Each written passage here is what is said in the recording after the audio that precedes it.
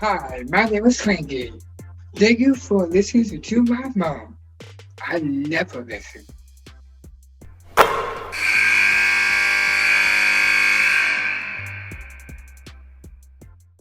A10 basketball.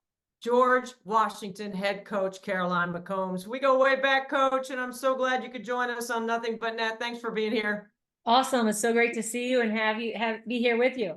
I know. So how's it going? Like, break it down for us. Like, how are the holidays? How's the portal? How's recruiting? How's NIL? How's the whole thing shaping up for you? Like, let's just go Yeah. right for it. Yeah, I mean, I guess we're always juggling here, wearing a lot of hats, trying to put all of those pieces together. A10 is super competitive, right now as we head into conference play. I think, of course, always wanting to enjoy the holidays are important to get home, spend time with family and friends. So we did that before we started A10 play this year. But it's been very competitive. You can't relax on any given night. Anything No. can happen. That's why we love to coach and try to teach and get our teams as good as we can come tournament time.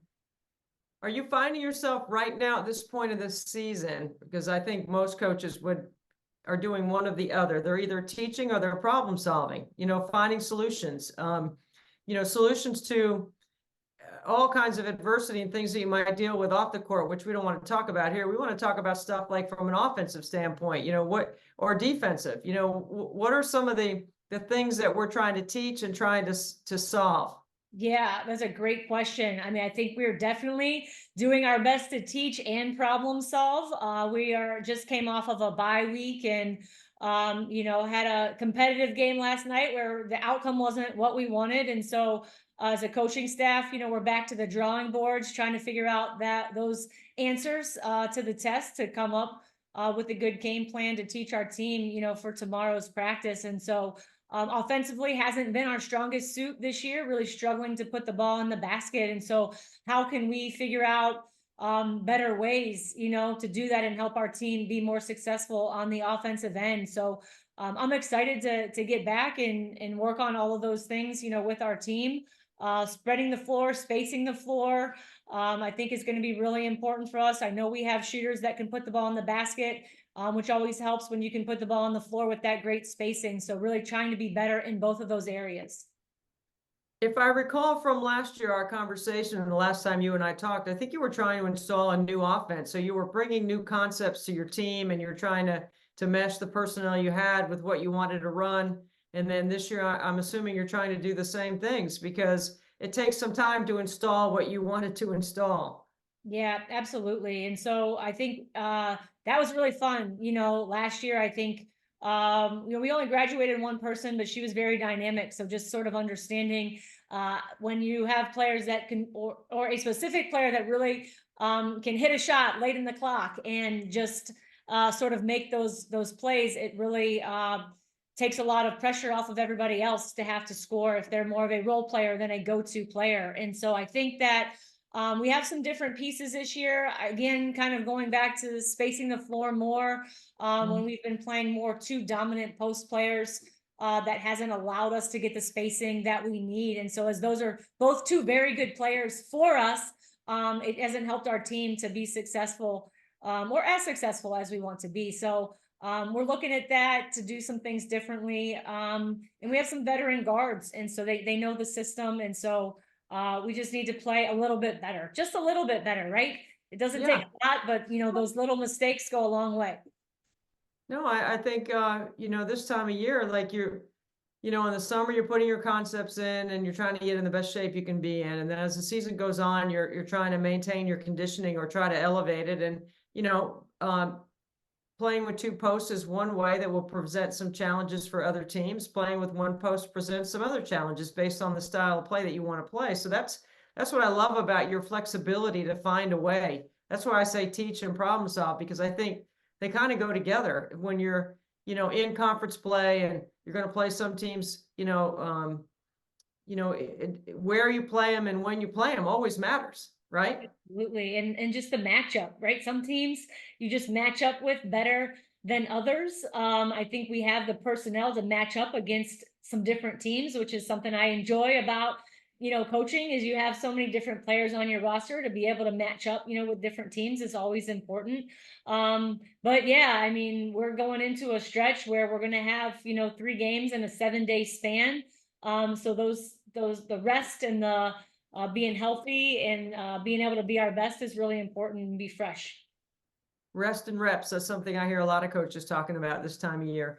When you're trying to galvanize your group and figure out what it is that you're going to do next, I know you fall back on certain experiences or certain peers or mentors that have been a part of helping you in your journey, Coach McCombs. Like when you start thinking about some of the people that have helped you along the way, or people that you know that you can pick up the phone and call and say, hey, I need an out of bounds play, or I need a scheme better on this particular personnel. Like, how do you go about continuing to maintain the student part of what you do? Sure, I've already been on my lifeline, last night, this morning, with one of my, great mentors, Keith Freeman, who's at, New Mexico State right now. And we run a similar type of offense too. And yeah, just people that you can lean on when you need support and friends to talk to and bounce ideas off of. And right, we're on different time zones. So they had a game late last night. So just being able to connect, with him today was great. But there's just so many people in this business that want to help you be your best, that it's important to maintain those relationships. How do you emotionally stay in the middle? This game is challenging. It's hard to win. And it is a margin of error that is so small, like you said before, just like getting a little bit better. Like, how do you stay in the middle and not get too high or too low? What are some of the things that you go to that keeps you sort of, like focused, but not crazy? Yeah, I just think sometimes you need a really good night's sleep, and to wake up and just sort of feel refreshed. I mean, prayer always helps, just trying to stay grounded, keep everything in perspective. Every day is a new day, new opportunity, right? Because our team takes on our demeanor. And so just really wanting them to feel like they're excited to come to practice every day and they want to be around their teammates and have that kind of an experience. I think that means so much to walk into that gym every day after a win, after a loss, and really want to be around the people that you're with every day. I had read something recently. I'm personally trying to read 15 minutes a day, and I know that sounds crazy, but finding 15 minutes, right, is challenging. And one of the things that popped up in something I was reading was about endorphins.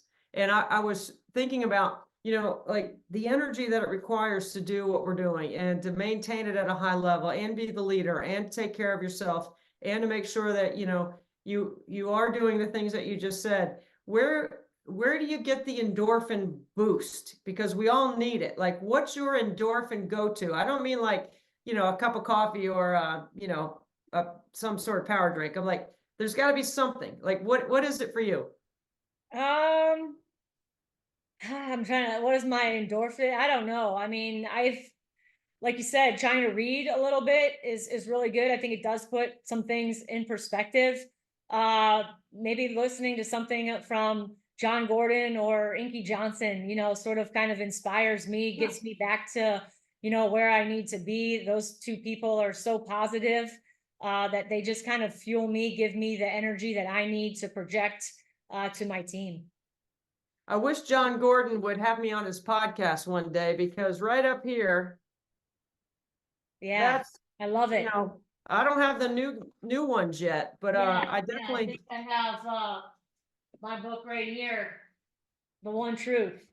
And I really enjoy that. My word for 2024 is whole. And just kind of an acronym that he has, in his book that just is inspiring me every day. That's a project, not a project, but that's an activity that our team does every year. We pick a word, we paint, we reflect, we talk about it. It's been really powerful. I've probably done it for 7 years. I have my words all throughout my office here, and I love looking at them, seeing them. I think here I have a little rock, with my word for the year, and we have a painting in our locker room that everybody does that just just allows you to think about what's important to you, and you have your teammates and people around you to support you and hold you accountable to that as well. In the Notre Dame locker room, I think it's play like champions, right? They slap the board when they come out of football players. Is that something that you guys are like, everybody gets a touch on that board? So it just keeps you like, everybody's got their word on there. That's kind of cool. Yeah, they're actually just like, maybe like a 8x8 little painting that we have that's kind of in our open space in our locker room. But when we walk out of our locker room, there's a stone right there. We pound the stone. So we pound the stone, and then there's a wall above us. And that's kind of what we do when we walk out of, our locker room. See, and this is what I absolutely love about this podcast, is because we never know what direction we're going to go. So here's my 15 minutes today. I know you're in DC. Yeah. But in the state of Virginia, this is the Lieutenant Governor. Awesome. Yeah. Winsome Earl Sears. And so I saw her on a CBS Sunday morning show telling her story, and I was watching it with my husband, and I was like, wow, what a powerful story. That woman seems amazing. And she was talking about her book. And then Santa Claus gave it to me for Christmas. So trying to read it. So it's very interesting. I think she's a phenomenal leader, and she's got, I'm not going politics or anything like that, but I've really enjoyed reading her story. So it's people like that are inspiring, I think, because I got interested in her story because she's a former Marine, and she's from Jamaica, and she values education, and that's sort of her platform. And I value education sometimes. So it depends on which one of my boys in the education it is. But so Caroline, so to wrap it up here, like, it's so fun. Like, we have to, keep staying in touch and keep an eye on what you're doing. You and I have a history that goes way back, and I feel like every time I have a coach on our podcast, we have a history, because we've all been around the game so much, and we've cared about it for so much. If you could do one or two things right now to re-energize your team and get them, always trying to keep them focused, what would be a couple of things you would do right now that would be good for all of us to consider? Like, I love your word, whole. But like, if you're speaking to the masses in the game, what are a couple of things this time of year that you really think your team and everyone could benefit from?